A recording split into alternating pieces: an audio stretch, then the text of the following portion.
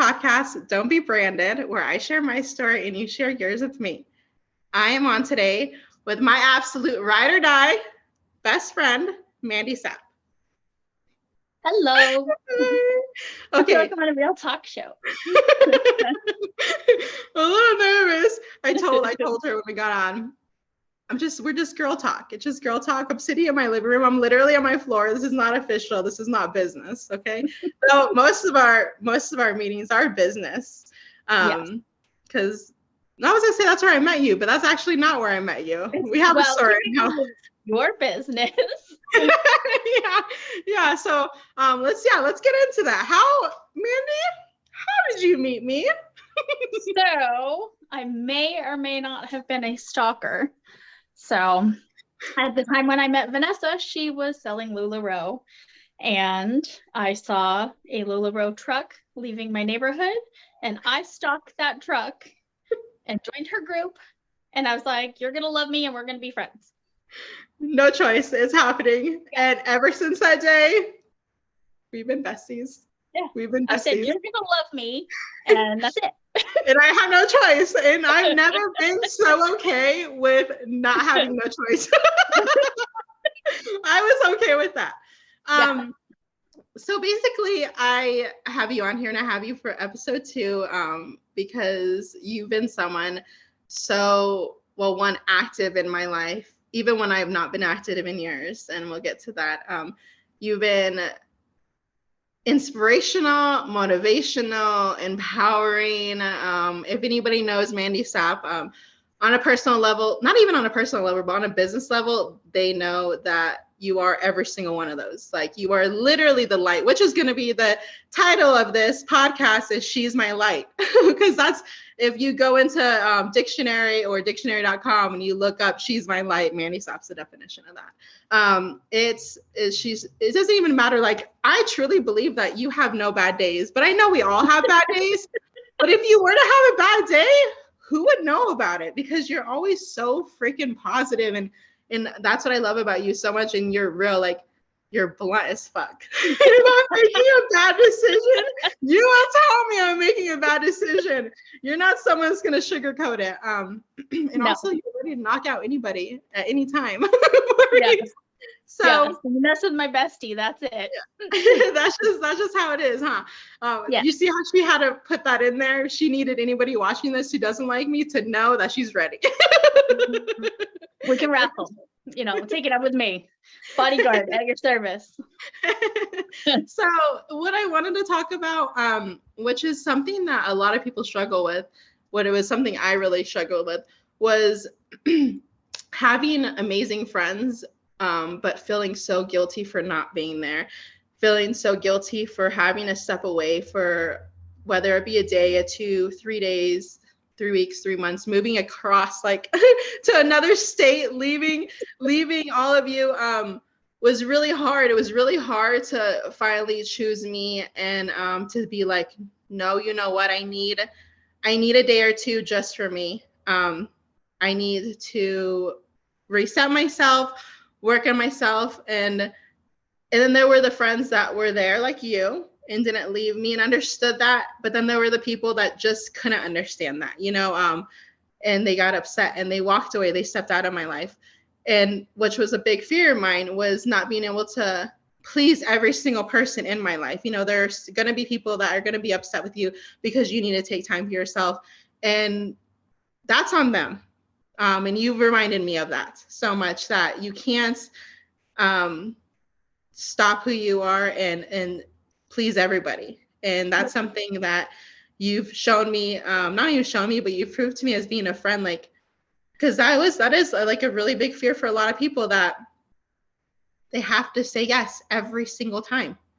And I finally learned to say no a lot. I say no a lot. I'm someone that will literally go off social media, or I'll make a post, when I need time for myself, I'm gonna be gone.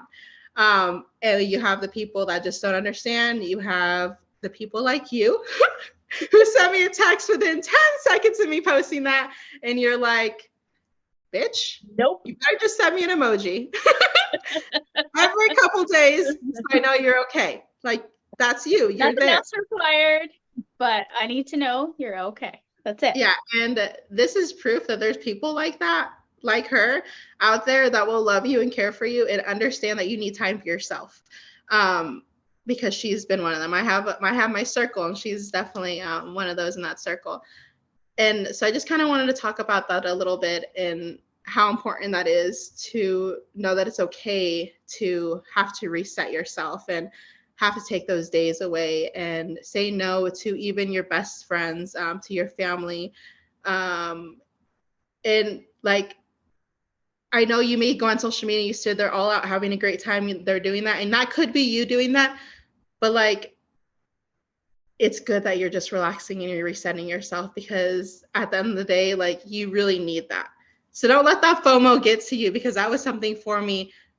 But with someone that suffers with anxiety and depression, that is not good when it gets built up and you just keep saying yes to everybody, because then you flee like I did. And I have a thing where I run. I'm a runner. And so first off, I just want to say thank you for literally always being there, for getting me up, for never leaving my side, even when you didn't hear from me for a really long time. I mean, I have on my TikTok a video every single day. Every single day, you send me an affirmation and some motivational picture or some words just helping me get up. And you told me, I remember you said this, like, they're going to be there when you really need it, because there's days I don't even open my Instagram and look because I just can't get on social media. Like, today's a hard day for me. I mean, I just got ready, just hop on this today with you. And I haven't looked at it. And there's been days where I really needed it, where I just opened up and I was sitting on the toilet, you know, opened that Instagram and I went to our messages and I saw that, and it just tears. Because to have someone so great in your life that loves you and cares for you so much to send you those things, and they really help. It really helps. So thank you, babe. Those don't go unnoticed. And I wish for every single person listening, and even people who aren't listening, that they can find someone that loves them and cares for them as much as you care about me, and vice versa. That's a blessing, honestly. Yeah, well, so. And I've always said, my messages are there. You don't have to respond. You know, you'll see them when you need them. And it's been the same even when we have, you know, text communications, and I know you need your space, and I'll still text you and be like, hey, whenever you're ready, you know, you'll respond when you want to. No. Yeah. And if it's important, you know, I'll text you like 900 times in a row. And be like, you need to answer me. Like right now. It was kind of like, that's not even, and at that, like, at that level, it's okay for me, because it's not like, you're not the person that was like, hello, what's going on? Hello, what's going on? Hello, why aren't you replying to me? Are you mad at me? Like, no, I just need a second. You know, but you don't do that. You're genuinely like, you're there. And so I laugh and you're like, okay, bitch. You know, you're like, what's going on? And yeah, I give you so long, and if you haven't checked in yet, then I'm like, all right, there's a problem. We need to talk. You at least need to answer, and you do. So when it's important. You know. I do. And then this has been this last year. I mean, well, you were there. I don't even think I told you. I think I recently told you a couple months ago at a meeting we had, when it was like before the meeting got like really busy, how you were in my life and you were active, someone that was helping me during the day, during my hard marriage, when you didn't even know, right? You had no idea that there was anything wrong with my ex-husband and I, or that I was struggling in any way. I really didn't want to tell anybody, because I didn't want to, I felt like I was a burden. And and that, like, that's a big word with you, because you've been someone to help me realize that, like, I'm not a burden. I forget what you told me, like, you sent me a quote, something, when you can't pick yourself up, something about your friends will always be there to pull you. Yes, that. And I'm like, you know, that really that's hit not me. The exact quote, but that's basically the message. It was something like that. And I remember showing my mom that, and I'm like, you know, she really freaking loves me, and she's right. Like, I'm not a burden. And I need to remember that. And although how independent I am, and I try to be, it's okay to be interdependent, if I'm using that word correctly. I think. And so it was really hard, but even from the steps of you supporting me leaving, because to be honest, at the time I didn't have anybody that really supported the decision of me leaving. You didn't need any context. You just said you were there. Like, you didn't ask any details. You were there. And I appreciated that so much, because having to defend yourself so much, especially when no one else has been in that situation, like in my situation, you know, like no one was in my situation. No one was there through what I was going through. And I'm not even gonna sit here and say like it was just all him. It was both of us, but it was, you know, it was hard. But I can't say that like he's the only villain in the story, because I did things based off of how I felt too that weren't great. But you didn't ask. You didn't need any context. You were just there. But if that's what was going to make you happy, then you're all for it. You're all for me moving to Texas and leaving you behind. Yes, jerk. I know. But I'm back. So it was a time, and when I got to my little tiny home in Texas and I started over, that loneliness fucking hit. That loneliness hit. And I remember I reached out to you and I'm like, this is hard. Well, no, I think you reached out to me. I don't think I ever did any of the reaching out. It was always you reaching out to me. And I was like, this is hard. I cannot get out of bed. And I remember you telling me to go to Walmart or go somewhere and get Post-it notes and to write down things that made me feel good about myself, because at that time I felt like the shittiest person in the world. Because when you leave a marriage like that, when you leave someone who is narcissistic or manipulative, you feel like you're the crazy person. You feel like you're in the wrong, okay? And so for, let's see, I left in September, October, November, December. So about 3-4 months, I felt crazy. I felt like I was the wrong. Everybody was telling me how I broke his heart, how he's crying, and like all this stuff on everything, okay? And so, of course, naturally, like, I still didn't understand that, look, Vanessa, this isn't your fault. This isn't your fault. But I didn't know that yet. And so you told me to write down things that I loved about myself and positive things that made me smile, and to put those everywhere. And that is exactly what I did. And I'm pretty sure I threatened to kick your behind if you didn't do it. Literally, you really did. You tried to kick my behind. You know what? Let's talk about that. But it seems to work. It really does. You know, some of that tough loving. If you want marshmallow fluff, don't come to me.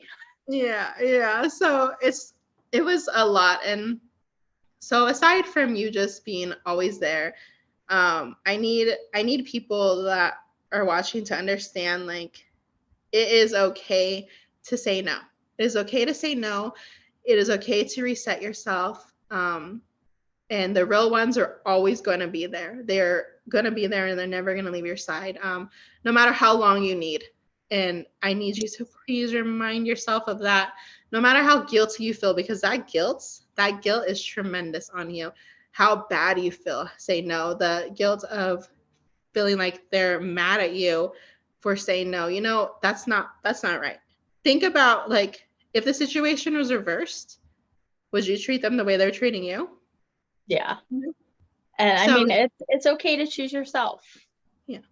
And if people are going to walk away or not understand how to support you, then maybe they were only meant to be in your life for specific reasons. You know, I feel like everybody is, you know, like a stepping stone to where you're going to end up.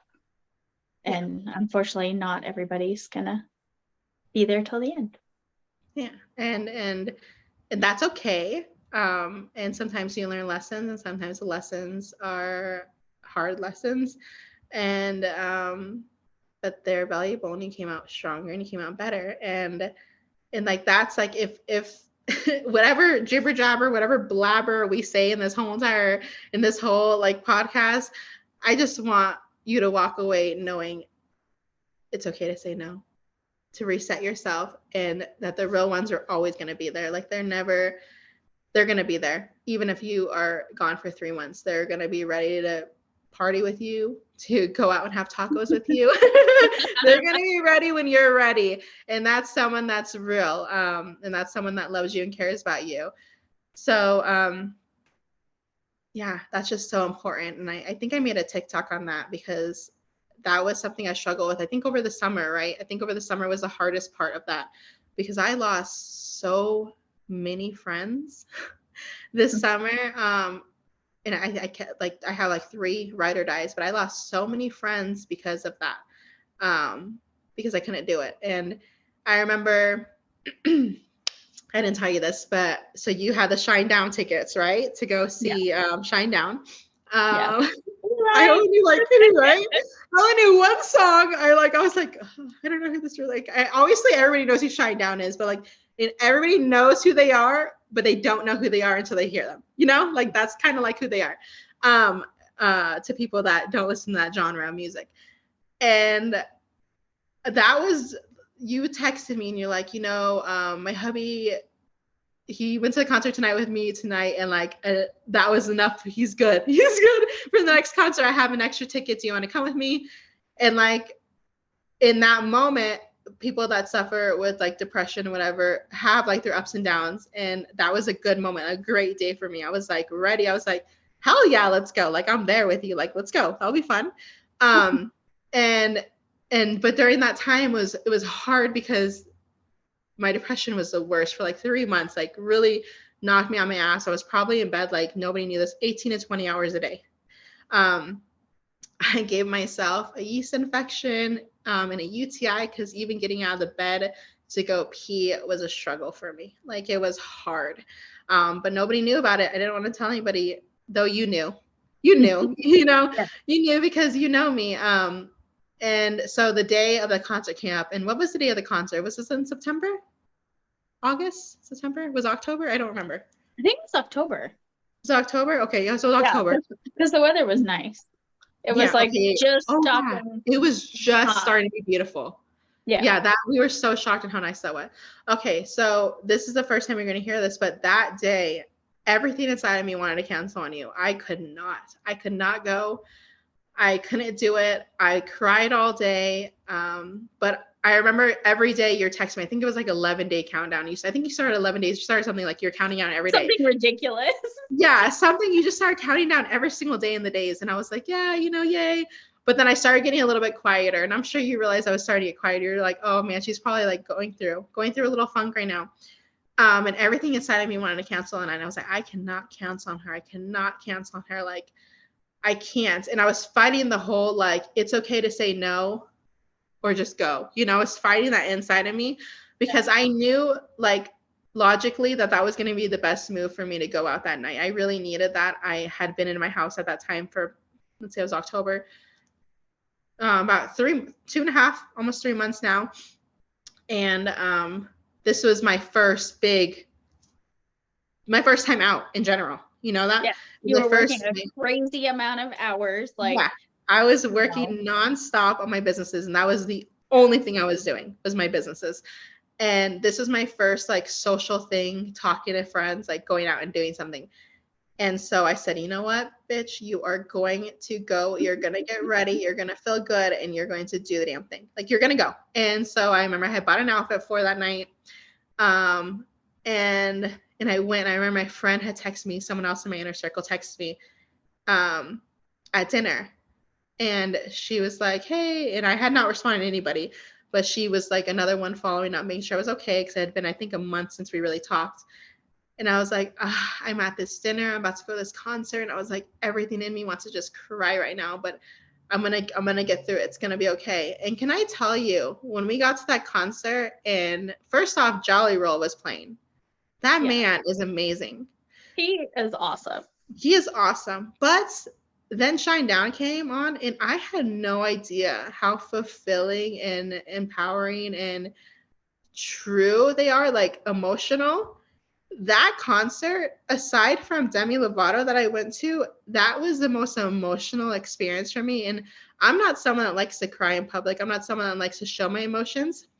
it took every part of me to not sob my fucking eyes out at that concert, because I think it was a flashlight. When he had the flashlight up, he had everybody hold the flashlight up. Yeah, daylight. Was it daylight? Okay, so that's like that's on my phone. My favorite song. And it was such an emotional experience, and that was literally everything I needed at that time. Like, I just felt so good. Like, after that, the next day, I was like, that cloud that was hovering over me for so long just started like slowly going away, and the sun was literally coming out. So thank you for that, because I don't know if you knew, though I feel like you probably did know and you just haven't said anything to me. Did you know? Yeah, I kind of know my Vanessa. Yeah, you knew. It was hard. It was really hard, but that concert was really, a good ass time. I really freaking did. I had such a good time. We ate so good. Although that board, the way that me was sitting. You know, the one we had to turn around because Vanessa felt like there was skin hanging off of it. It was so bad. We're talking about what we're talking about, so you have some context here, is at, what is the place called? Sicilian Butcher? Yeah. Okay, so they have, is it a charcuterie board? Yeah, it was a charcuterie board. Oh my god, it actually said charcuterie, not charcuterie. Yeah, That's leveling up in life. That's truly leveling up. But that board was quite interesting. It was kind of gross, to be honest. It did look kind of icky. It looked like, what did your niece say? Silence of the Lambs? Yes, and honestly, she's not wrong. Honestly, she's not wrong in that. And I just was appalled the minute that board came out. Nothing against the Sicilian Butcher, y'all. Your food is amazing. It's literally my favorite restaurant now. That chicken parm is on point, and the board was great. Y'all loved it. Yeah. It was just the way that meat was setting on like, this really sharp. Wasn't it like on a sharp metal thing? No, it looked like it was being butchered. It was like wooden racks that they like laid the meat over. Yeah, I was a little appalled. Though y'all said it was amazing. It tasted good. I kind of want to go there right now, but it's late. I know. It sounds so good. It was so good. So that restaurant that was the first time. We still have to go for our Ferris wheel meatballs. Yeah. That's a Ferris wheel meatballs, right? Yes. Yeah. So that's what we're talking about. That. But we call it the wheel of meat. Wheel of meat, yeah. I'm excited for that. But that day was just so healing for me. That really was like the beginning of me getting out of my funk. The beginning of me realizing, like, you can do this. Thanks to you, Jolly Roll and Shine Down. Sometimes you just need a good kick in the ass and, you know, some chicken parm to. Yeah, really. Yeah. Oh my gosh, for that spicy meats, that spicy sauce was really spicy. I didn't expect that. God, it was so hot. I know, and I didn't know that you can handle hot, and you were not okay. You were unwell. I was like, this is not a good thing. No. So they always say, like, everybody always says, like, my mom says, Vanessa, just get up. Like, some of my friends, just get up, get out. Like, once you do that, you'll feel so much better. Just get up. And I'm like, y'all say that like it's the easiest thing in the world to do, because I promise you, when you suffer with depression or just even bad days, getting up is literally the hardest task. It's almost like me trying to go to the gym or me trying to go running at 4:30 in the morning. It's not easy. And I have every intention, like, I promise you guys, I have every intention to get up. I will have this whole story in my head. Okay, you're going to do this, you're going to do that, you're going to get showered, you're going to get dressed, it's going to be a good day. Like, this is happening. I get up and I go straight back to bed, like 2, 3, 4 times. It's not as easy as just getting up. Though I am here to say that once you do get up and you do push yourself to do things like go to concerts with your best friends, you will feel really, really freaking good. So I used to say that it's not easy, which it isn't easy to do, especially like if you're choosing to not be on medication, you're choosing to do it on your own, which is what I have chosen to do for a really long time, but that's not the case anymore. I'm working on it. It makes you feel so much better when you get out. So for your mental health, just getting out and working out and running, or just seeing people that are your light, really is fulfilling. And So honestly, it's baby steps. Like if all you can do is get up and go into the bathroom, like that, I'm proud of you for doing that day. Like yeah. sometimes you just can't. That's what you told me. That's what you told And me, it's because I was okay. like, every part of me, I think I told you one day, or I made a post, like every part of me did not want to work out the other day. I think it was like Wednesday or Thursday I made a post. And I think you commented. Would you comment something about baby steps, or what did you say? Oh God, I don't even remember. I remember you said something about, but you mentioned something Oh, how, I said even if you only just go and do a walk and not something super hardcore, like, the rest of your routine has been like you've been going like mega hard. Like if you don't feel like doing that workout today and all you do is get on the treadmill and just do a slow walk, it's better than sitting on your ass on the couch. And you it's still okay. did it. Like Yeah. you don't have to, like you can just pivot and adjust. Yeah. And if that's, what it takes, then it's okay. You Yeah. don't have to stick with, okay, I said I'd be there Monday through Friday doing this, this, this, this, this. If you can't handle that day and you can just handle a walk around your building, awesome. Then that's okay. Then that's Yeah. okay. Which for people that are stubborn or have like a certain mindset, that's not exactly the easiest to understand, like me. I'm like, no, because if I don't do this rep, and if I don't do all 3 of these reps of 10 each, in that last one, I'm at my 9th one and I can't lift my arms hard enough to do my 10th one, I have to redo it, because you failed. Like, to me, that's failing. I have to adjust my mindset on that, because you can't, like, even though I'm someone that's always going to push myself and someone that's always going to go hard, I have to remember that it is okay. It is okay, because I still did it. And I 9 is still went better out than there. 1. Yeah. And I still went out there and I still did it. And for anybody that feels like they can't get up, you can't. You can get up. And And once there's a you feel shine like, down song for that. yeah, there is a shine down song for that. And I think you have that on my playlist in my phone. There is definitely a shine down song. Isn't it called Get Up? Yeah. When I make a TikTok of like part of this video, I'm gonna have to have that song in the background. I Yeah. forget how it goes, like get up, something. I don't know. It's just really good. It's just a really good song. Yeah, it is, and that definitely got my ass up, and yeah, I did it. So, And I think part of us being friends is I feel like sometimes your story is my story. So I think that's why it's so relatable and so easy to be there and be supportive, is because I've been there, yeah. Sometimes I forget that. Sometimes I forget that you have been in that situation, and you have. Sometimes I forget that you're just not fully freaking perfect, Mandy. Let's be honest. Yeah. I forget that you have been through that situation. I don't think we've ever talked about it. I don't know how long like it was that you were in that certain situation, and how long between that situation until your new situation. So I don't remember that. So I don't know if you had gone through. Did you live on your own for a while after? No, not really. So No. when I left high school, I went to college for 1 semester, came back and moved in with my mom, who had just gone through a divorce with my stepdad. So I was living with her at the time, and I was online dating a guy. And she said, I'm moving with your sister to Phoenix. And I was like, well, I guess I'm moving to Omaha to live with, practice hubby number 1.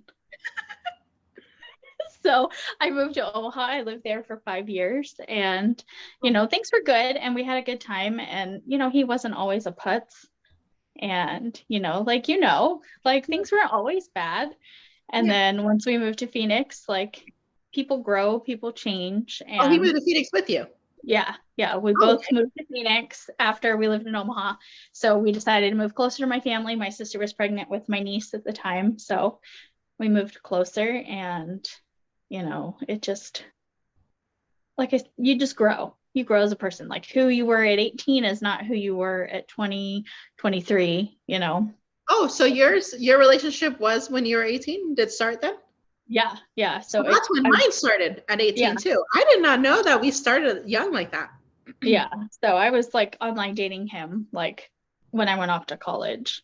And like that was like the days of like AOL chat rooms. And oh my God. You know, funny story is the only reason I talked to him is he was the only one that didn't ask me like what I was wearing and like something super creepy and gross. Oh, so he was respectful. So there was good parts. There was good times. Yeah. Like I said, he wasn't always a putz.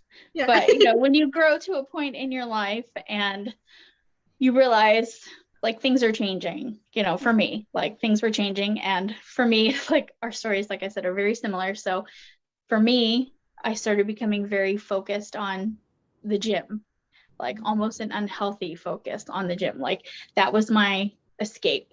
And so I was spending 5 days a week with a personal trainer at the gym.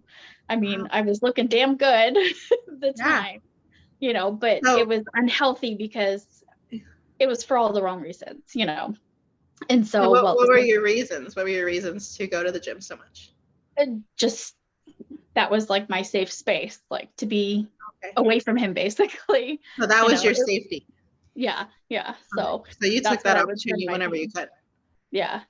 And so I was doing that. And then, you know, it came to a point where I was like, okay, we gotta address this. And so, you know, put your big girl pants on and let's talk about it. And when you say to your ex-husband, you know, I think we don't communicate well enough and we should talk about things. And his answer is, you've talked too much and should say the important things first. That was kind of the straw that broke the camel's back. Oh, like, I can't even imagine how you felt. At that point when he said that, were you already like done, or were you hoping that the response was going to be, okay, babe, let's do this? Yeah, I was mentally done. Like I kind of knew like I was done, but like I was willing to like be like, okay, let's work on this. Like, you know, let's fight for each other. And that was his answer. And I'm like, that's just not an answer that you say to someone you love or you're supposed to love. So there was a certain part of mine before it got really, really bad. I think I want to say, you know, I think it was actually after. So I got married in 2015. We got together in 2011, or 2011. In 2015, we got married. That will be a whole different discussion, but I got married for all the wrong reasons. But I want to say the first month of our marriage, if you're already going into a marriage where you're already not like in love anymore, that first month was literally the worst, like the worst of any of the months that we've had prior. He and I had a conversation with him about counseling, and that was just not something he was willing to do. Like therapy was not something he was willing to do.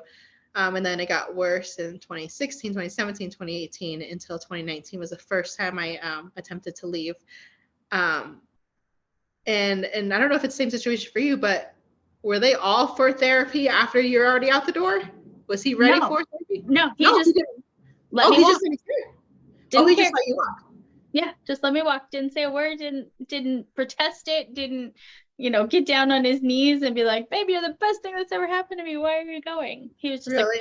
Like, see, mine was the total opposite. Mine was those calls, nonstop calls, texts. I love you. I messed up. I know what I did was wrong. Like, I know that the love I have for you is our love. The love you had for me reminded me of the Eminem song. Is it the one with Rihanna, where you almost love someone so bad that it's toxic? It's the kind of love that's really bad. It's really toxic. You love someone too much. You know, it's not the healthy kind of love. And that was the love he had for me. And it wasn't okay. It wasn't okay. And so when I did leave, finally, my third and final time leaving, it was all therapy. I know what I did wrong. Let's go to therapy. I love you so much. Those 2 a.m. calls. I mean, I got these calls up until February.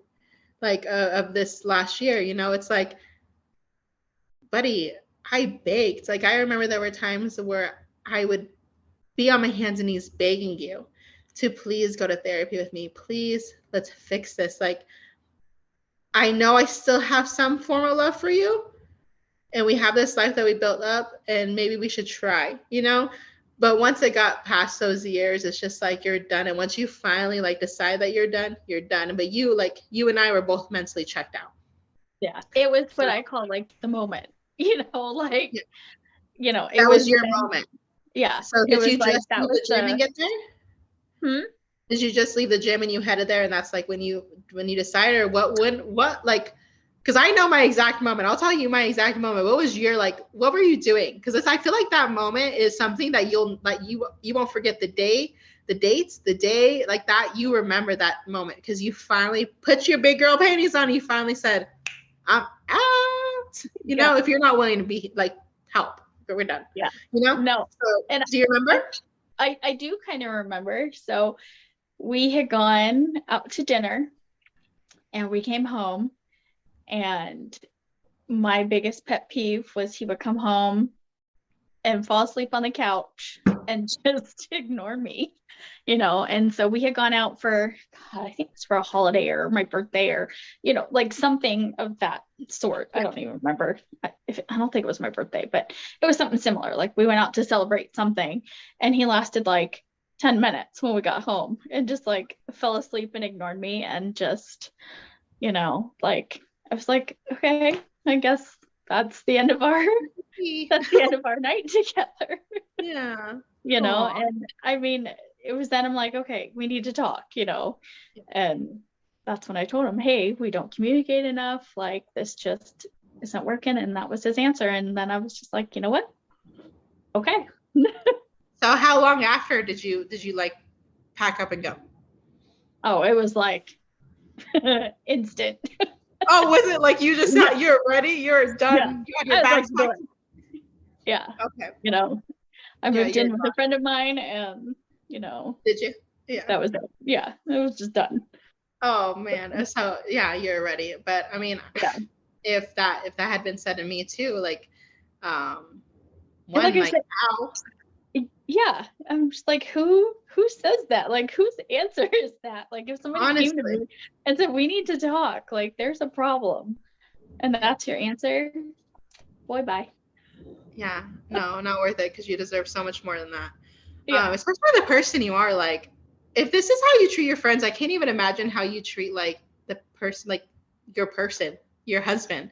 You know, Yeah. like you've got to be like the absolute best wife. And can you be my wife? Let's talk. Hey, baby. Let's talk.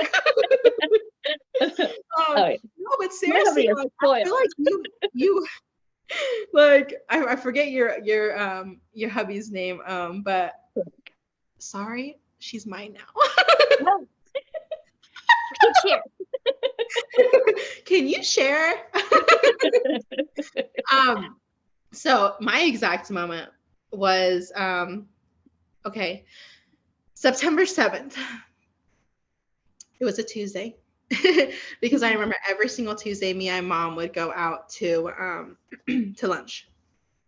And I woke up that day so pissed off, Mandy. And not pissed off at him, not pissed off at anybody, pissed off at myself. I woke up that day so angry that I have allowed myself to stay in this situation for so long, taken what I've taken, and done it for every single person besides myself. Because I don't think you remember this, but the last time I tried leaving him was in 2019. And him and my mom had talked, and like they persuaded me like he'll change, it'll work, you know, like well, this will happen, you know, like, and all the words are words, you know, but they sound so great. They sound so great when you're so like weak.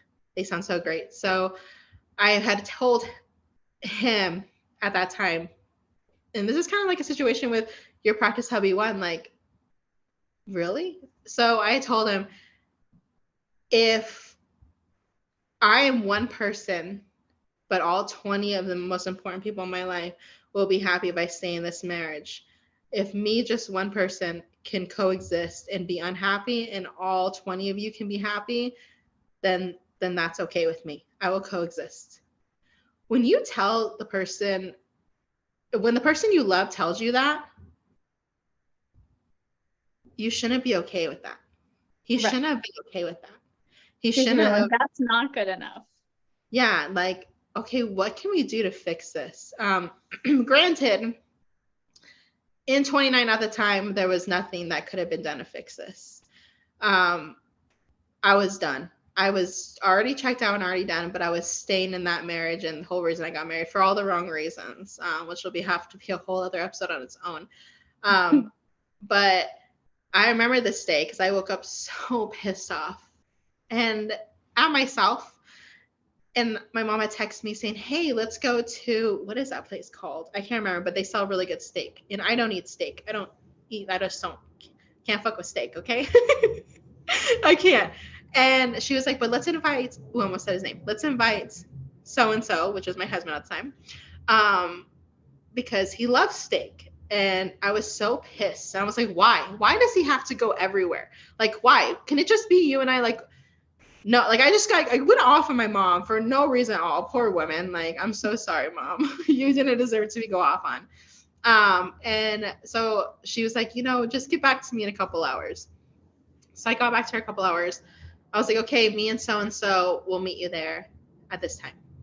So we get there, and we're sitting at this table. And let me remind y'all that my ex-husband truly believes this is the moment why I left him. He says, if he told me if I didn't go to that lunch that day, you would have never left me. Y'all, that's mind-boggling to me that he thinks that this one lunch is the reason why I left the marriage. Not all the other 800 reasons. Exactly. Girl, 891. But and I can laugh about it now because I've cried about it so much, so don't think me laughing is just like she's joking. No, but really, it was hard, and it's still freaking hard. But and if you're going through it,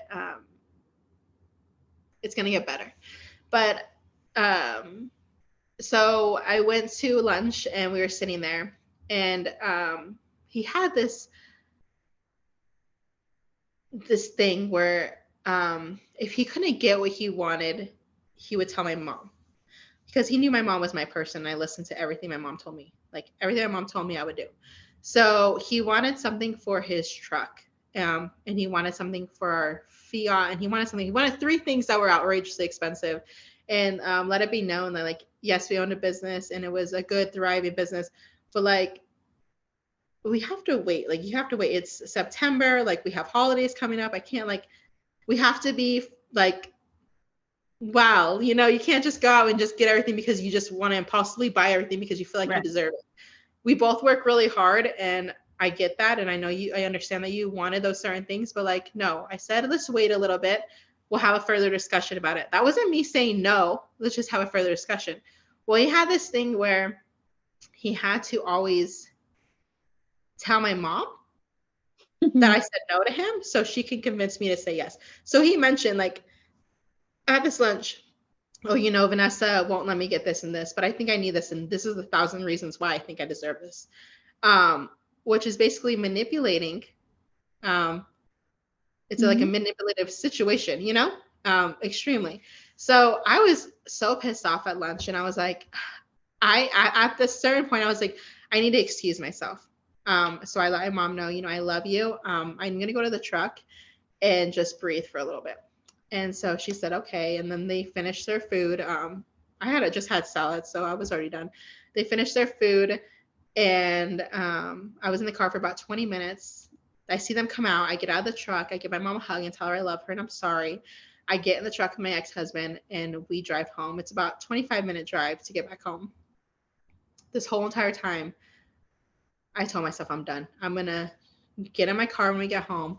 I'm going to drive straight to my mom's house. And I'm going to say, I can't do this anymore. Like, I need your permission to leave this marriage. And the permission's a big word, and I'll get to it in a second, which is exactly what I did. I got home we got home, I got in my car and I told him, I'm going to go to my mom's house. I'll be back.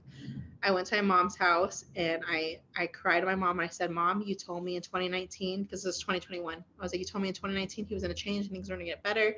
Nothing's getting better. Nothing is changing. I'm unhappy and I can't be in this marriage any longer.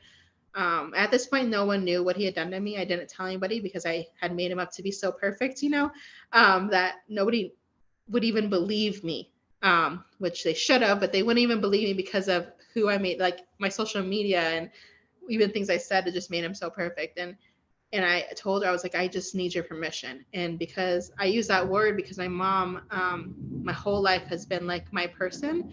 And I felt like any move I made, I needed permission from her. And that's just our relationship. And that's just how I felt. I've grown from that. I've set boundaries now in my life. It doesn't mean that I love her any less. It just means that I have to do things on my own. And I've had consequences for not doing those things I need to do on my own. And so she finally told me, I see that he hasn't changed. And you have my blessing to leave.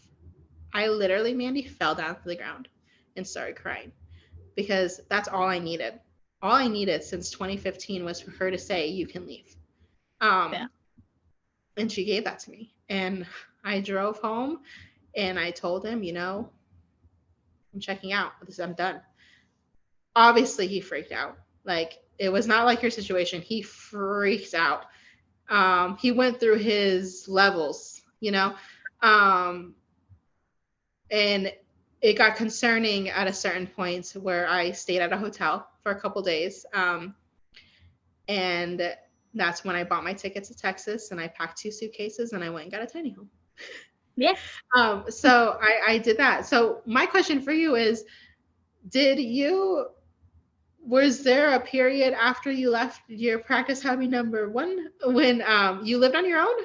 Or did you kind of just randomly, crazily found like the perfect man and ended up getting married?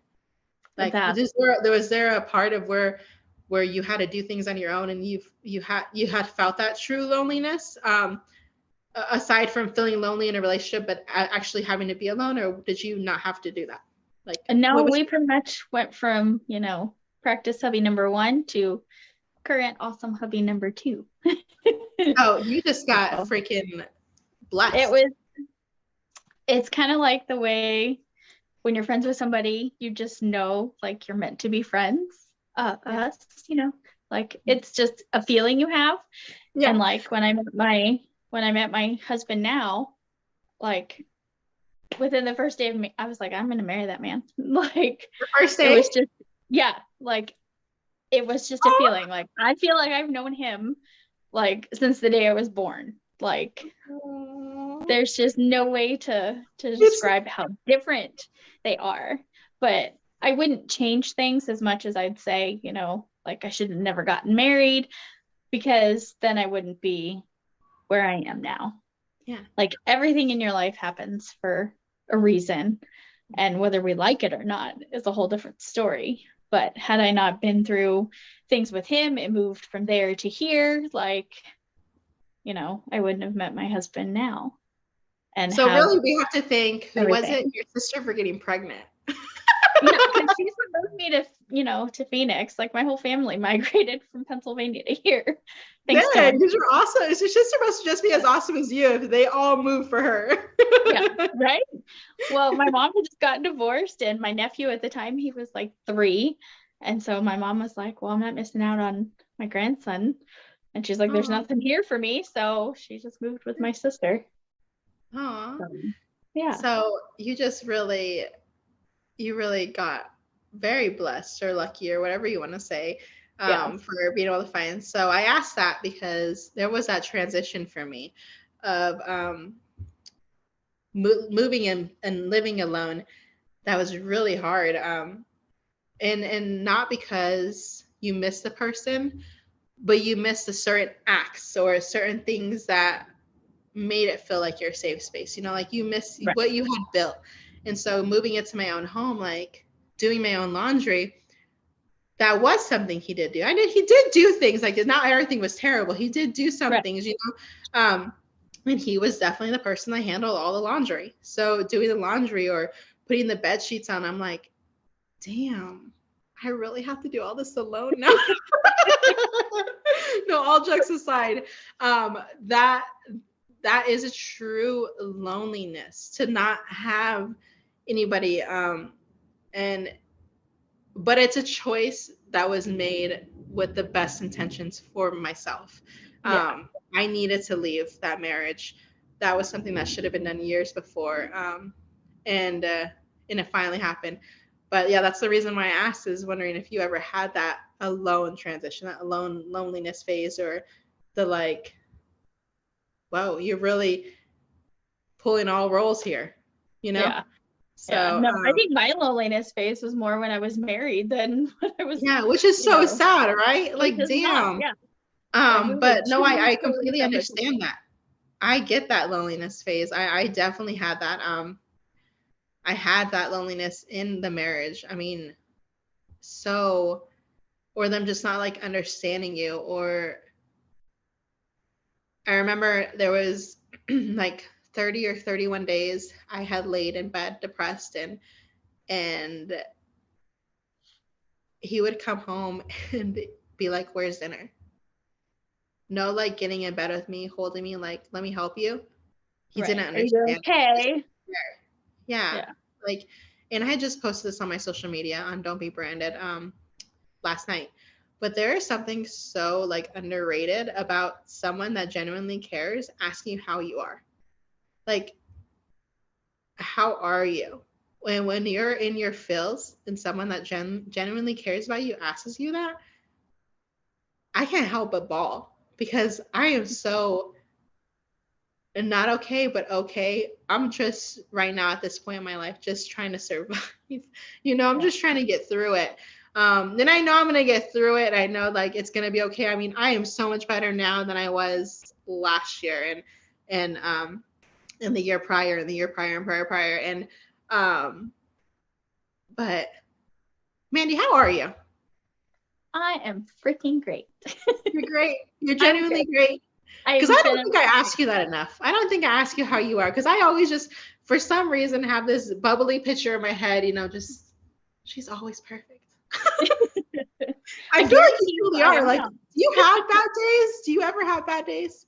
Oh, I have bad days. You can ask my husband. I have bad days. Because I know you have like days where like really piss you off, where you step in dog shit, or a bird is outside your door and you can't get out of your house because you're terrified of birds, Yes. or you drop. I don't know. What was the most recent thing? Because there was like a series of really terrible events that happened to you all in one day. But I feel like your bad days, there's always it's a series. It's like should be on reality TV.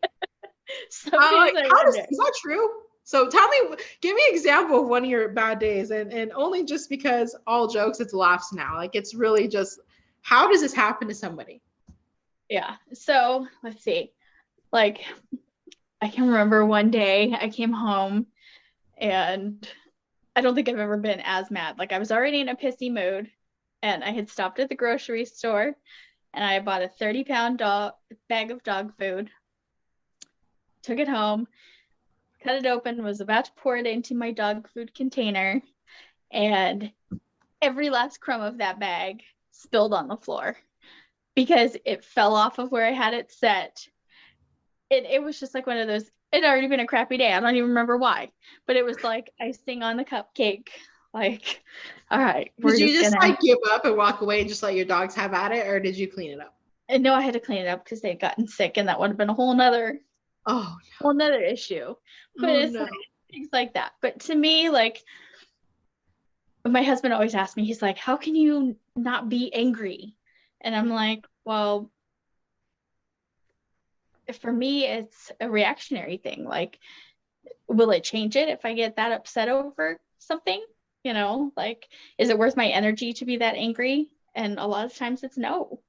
And so, like, sometimes he'll feel like I just don't care about things because I'm not angry and, like, not like, seething, but it's like, Do I you have get to that see the reaction bright from side of people? things. Do you get people thinking that you don't care because you're not reacting the way they want you to react? I would say probably sometimes, like, Sometimes. And that's how you know how to weave out the bad apples, yeah, right? yeah.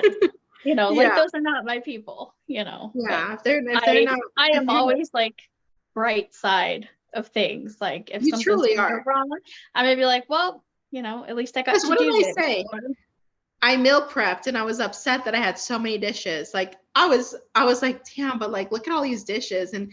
And here comes in Mandy in the comment section. One night of dishes, or no, one night of dishes opposed to having 7 nights of dishes. That's a Yeah, trade I something take. like that. Yeah. Like, So it's and just then I a just did mindset. those dishes in 15 minutes. Like, this bitch is right. Clean these dishes. You're good. Like Yeah. you're just so freaking positive all the time. Like like what? Her name is Mandy Sapp Mandy Sapp on Facebook. If you want positive, If you need your own motivational butt kicker. yeah. Actually, Instagram. What is that? Emoji Life Sense. What is it? Emoji Life Sense with Style. Emoji Life Sense of Style. Yeah. Yeah. Yeah. I post all good smelly things and motivational quotes. Yeah, she does. And those good smelly things are freaking. Can we actually talk about those good smelly things? Because I'm out of those good smelly things. And without good smelly things, my days just are not as bright. I have lavender to make that happen. Yeah, you do. You do have lavender. I need that. But what's my favorite ones? This time orange ones. Orange Orchard is one of the new ones. Maui was another one.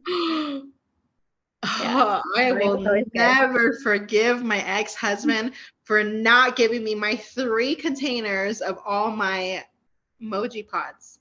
Yeah, So he just never gave them back. It's so rude. So I think I bought you out of stock at Maui. That is amazing. I literally had a whole drawer just for the Vanessa stash. Yeah, literally. And in fact, I have a bucket of another fragrance for another friend who, is it Beth? Because I will fight. Nope, it's for Tanya.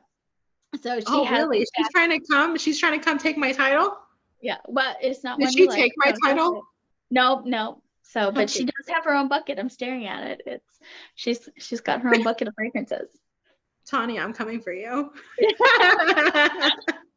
No, actually, she's the one that does taxes. I really am coming for you. I need your help. Yeah, there's a couple of people in this world you don't piss off: your tax lady and your hairdresser. Yeah, for sure. Oh, your wax lady too. Let's not talk about that. That was not a great time. I don't know who pissed her off before she did mine, but I came out with no eyebrows. And ever since then, I've never gotten my eyebrows waxed ever again because I am so traumatized. I will never wax my eyebrows ever again. I don't even care if it was you that was certified, and I love you so much, Mandy, but I don't even give a shit. I would not let you touch my eyebrows. That was the worst experience I've ever had in my entire life, and I've never waxed my eyebrows since. I think it's been like probably 10 years since. That's probably my favorite story of my sister.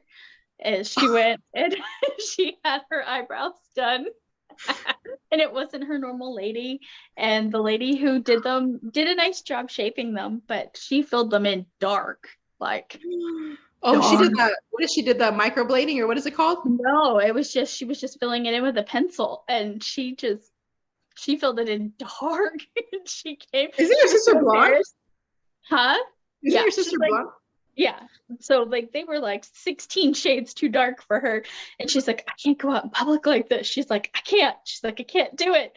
And so she ended up stopping in at our office, and she walked in the door, and I've never laughed harder in my life. Like they were the most horrible, hideous color eyebrows like ever. And she had to wash them off, and I've made fun of her ever since. That's amazing. That's amazing. It was great. I'm pretty sure she's just like really, really blonde, like blonder than you.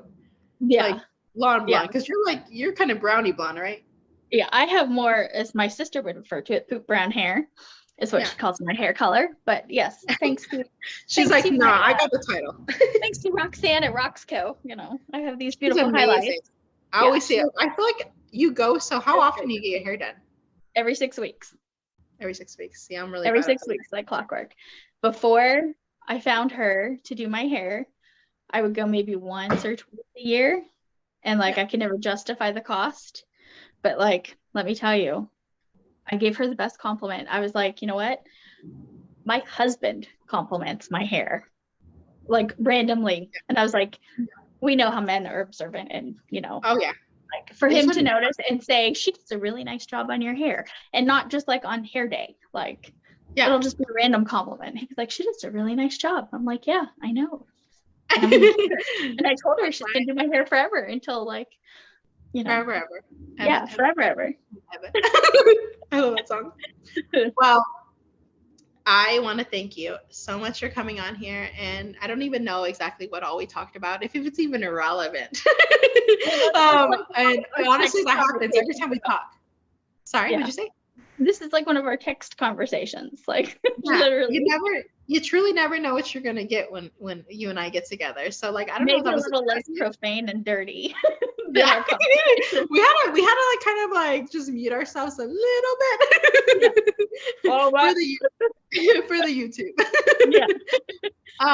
But thank you so much, and for people out there that are struggling with saying no, it's okay, and for people that are feeling guilty for needing to step back and reset yourself, let us be the reminder that you need that, and it's okay, and there's amazing people like Mandy that are proof that these people do exist, that are going to be here for you, that are going to be your ride or dies, that are going to love you unconditionally, that are going to be there to pull you when you need to get up. And don't ever settle for anyone or anything less than that. If you're in a situation and you aren't happy, you already know what you need to do, and there's no question, and it's okay. And there's people like us that are here to listen and be there for you. By no means are we giving medical advice or therapy or anything like that. But we are just two chicks that have been through it. And I'm so thankful for you, Mandy. So thank you for coming on here and spending the last hour with me and just chit chatting. And thank you for empowering me and everybody else that you meet, and just being my taco buddy, my margarita buddy, if I decided to ever drink again, and just going out and living our best life. And thank you for introducing me to Jolly Roll and Shinedown. Yeah, you're welcome. I love you so much. I love you too. And I just have to say, I am so proud of you. And, earlier at the beginning of this year, I said your motto needs to be 2023 is the year of me. And I am 100% proud of you for the steps that you've taken from way back when to now, and the person you are becoming. You are blossoming, and I am so thankful and proud to be your friend. And even just the step to take yourself into getting therapy and talking to a therapist and taking charge of your mental health, it's so very important. And I am so blessed and proud to be your friend. Oh, Mandy. I love you, and I don't cry in front of people, so stop it. Thank you so always be my daylight. I love you, and just thank you, and I hope you have a great night, and let's fingers crossed for everybody listening that just keep kicking ass and know it's okay not to be okay. And my whole thing is, don't be branded by your past. Just keep moving forward. It's going to be okay. Yeah. So have a great day. And again, Mandy, thank you so much for being here. Thank you. I love you. Love you. Bye.